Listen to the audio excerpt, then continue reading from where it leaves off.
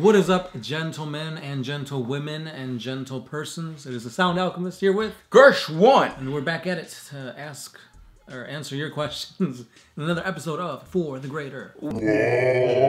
This is a video series where we answer your question by you commenting down below. If you comment down below and put question in front of your question, we'll answer that question because that's what we do.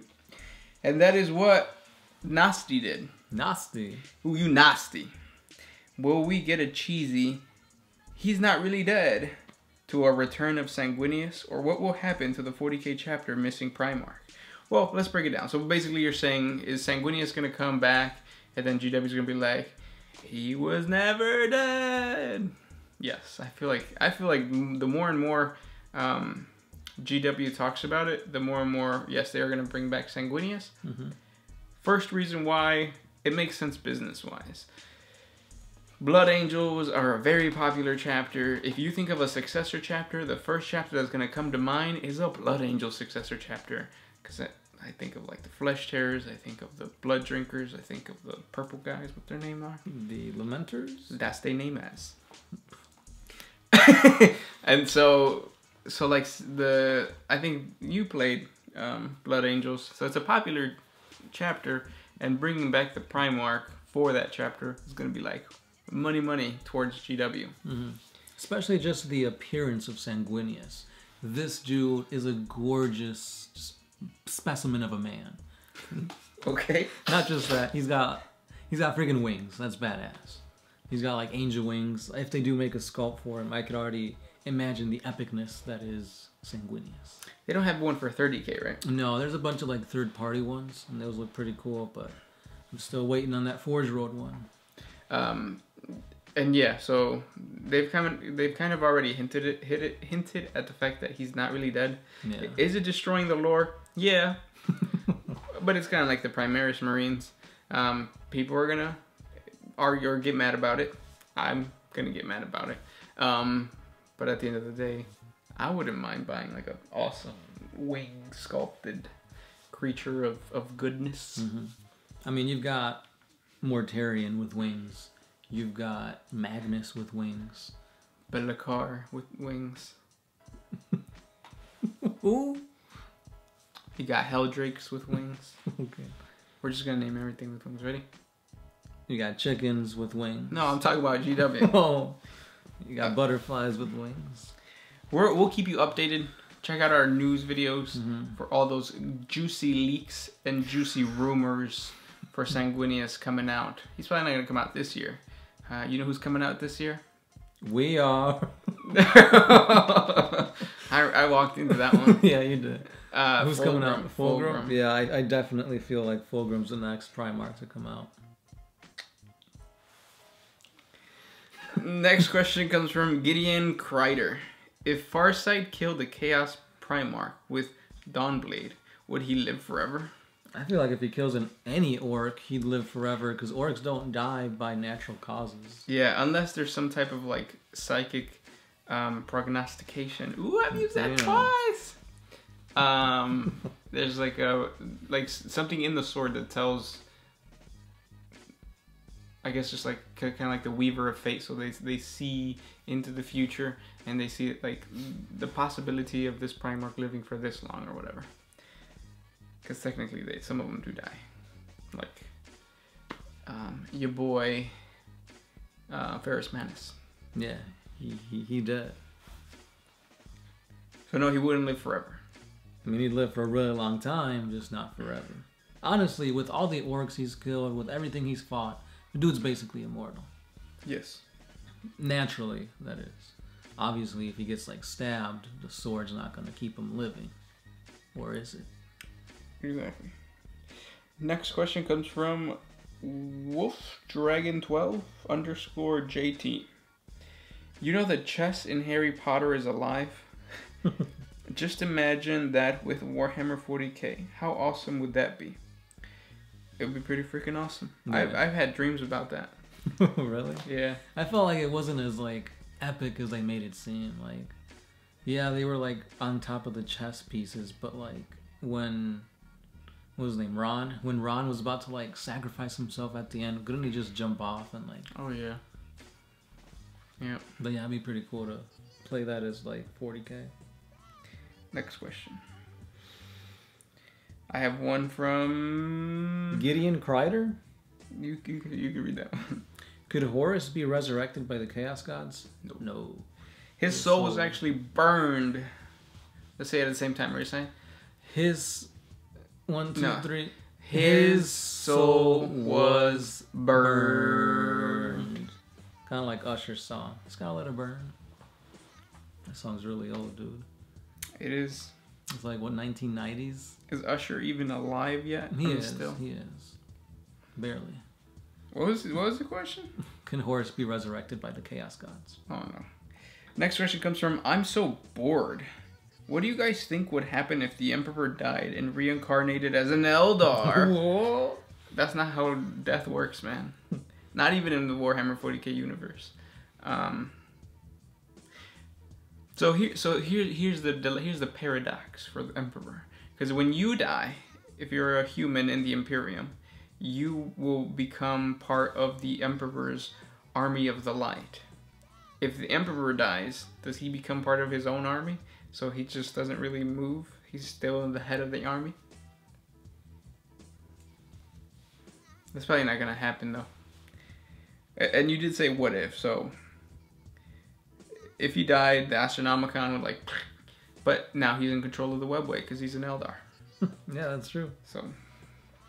Sheldon Goodfellow. Did the Chaos Gods start out as regular demons, and then over the eons they slowly built their power until they became what they are now? Who? Gods. Who? The Chaos Gods. Oh, yeah. No, because regular demons are a portion of their patron god. So like bloodletters were created from Khorne, so Khorne had to be created before he could make these demons. Gotcha. I misunderstood. But the Chaos Gods did start off just as emotions, though, and they slowly built their way up. Mm-hmm. Even though there's no time and space in the warp. Everything is infinite. Next question comes from 1975 Steelers fan. Ooh, I haven't seen you comment in a while. How you been, man? Or woman? When another Primarch returns, such as Vulcan or Dorn, who would lead the Imperium? Gilliman still? Yeah, I feel like you just say, hey, you guys are in charge of this section, but I'm still like top dog. Yep. Which would be interesting, because what if they say no? Yep. I think the only other person that would like try to fight Gilliman, although the only Primarch that would try to fight Gilliman is Leman Russ. Yeah, he's very confrontational. Yeah. But then he'll laugh about it and he'll be like, I'm just joshing. Yeah, next question. Mueller Potgeider. What would happen if a Chaos God struck down another? For example, let's say Khorne stabs Slaanesh in his multiple crotches, killing him. Would the Slaaneshi demons dissipate without their patron god, or would they become independent? If these demons did survive, could they combine to become a new Slaanesh? I just got an image of Khorne just like stabbing Slaanesh's thing. Ugh. Thing meat. Ugh. Bunch of skin just flapping everywhere. Well, I guess first and foremost, you can't kill a Chaos God. Not even Chaos Gods can kill a Chaos God. Because like you said, there's no time, there's no space. So essentially, there always was a Chaos God. There always will be. And there always will be, yeah. Basically, how it works in the realm of chaos is all four of them are always fighting one another. Eventually, like, the Gardens of Nurgle will be taken over by, like, Khorne. But then, since Khorne's doing all this focusing on Nurgle, then Tzeentch will take more of Khorne's place, and then it's all a constant. Chaotic. Yeah, it's all chaos. So no matter what happens, eventually everybody's just gonna keep on living and losing battles, winning battles. Yeah.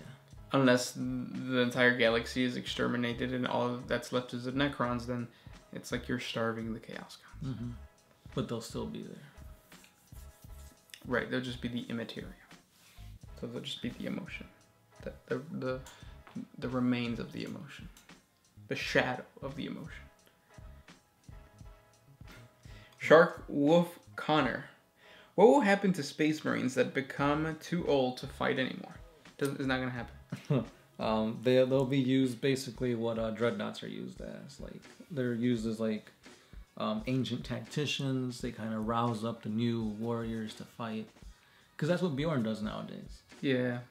He's asleep for like most of the year. He wakes up during the Great Feast. He talks about his battles fighting alongside Lehman Russ. Yeah.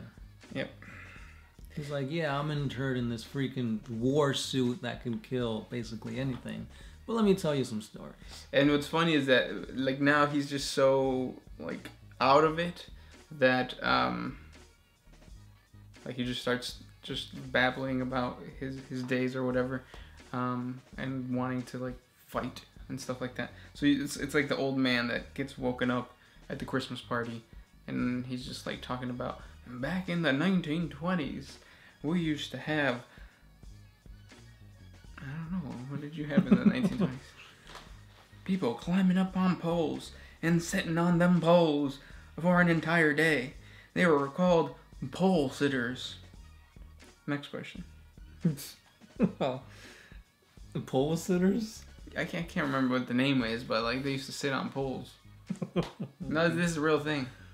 I believe you. Yeah. I don't know why, but I'm thinking of The Notebook. I don't think that was the 1920s. No, the Notebook happened in like the 1970s. No. Did you know that the Rat Pack? So I'm talking about Frank Sinatra, that Puerto Rican guy. What's his name? The Rat Pack. Yeah. Okay. Well, they 50s, 1950s. Oh. 1950s to 60s. Isn't that crazy?